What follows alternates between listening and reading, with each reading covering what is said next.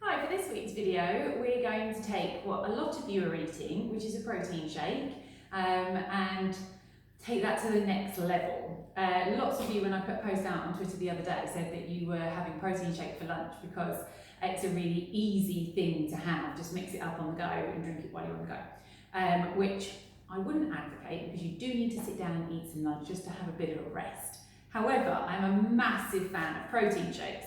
So I thought I would show you my secret recipe, as long as you promise not to tell too many people, about how to take this to the nutritional next level. So I'm going to I use mine with water. You can use milk if you like. Non-dairy milk is really great. Otherwise, A, it's froths up a lot, and B, having quite a lot of dairy sometimes isn't all that good for you. Sometimes a lot of dairy is, but not always. I use Arbonne protein powder. There's some links that I'm going to put above in the blog post for how to get the protein powder and what to watch out for with protein powder. Use the right amount of scoops for you. Work out how many scoops you need to keep you from being hungry, but essentially this is protein, so it's going to fill you up in a good way. So I've got 2 scoops in there. Then, frozen fruit.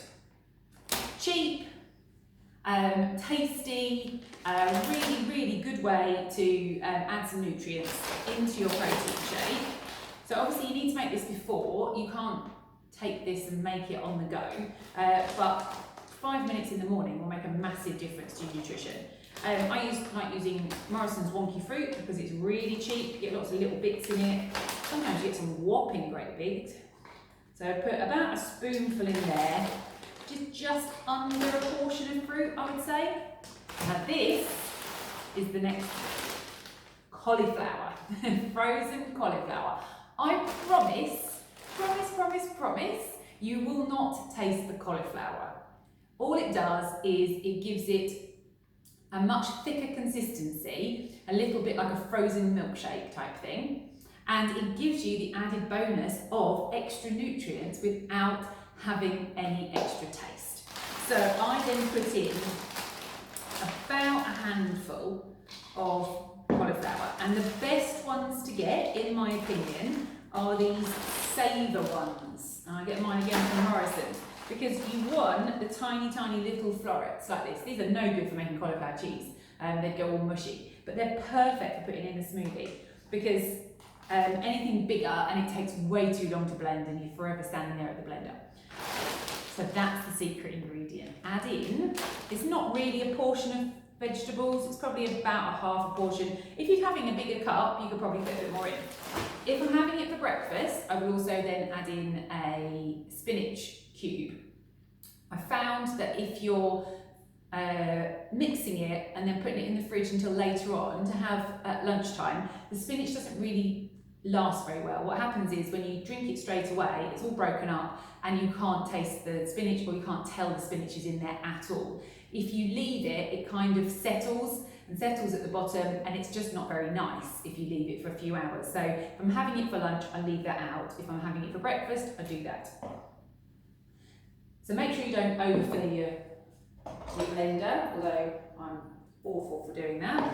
This is going to get a little bit noisy. Blend it up.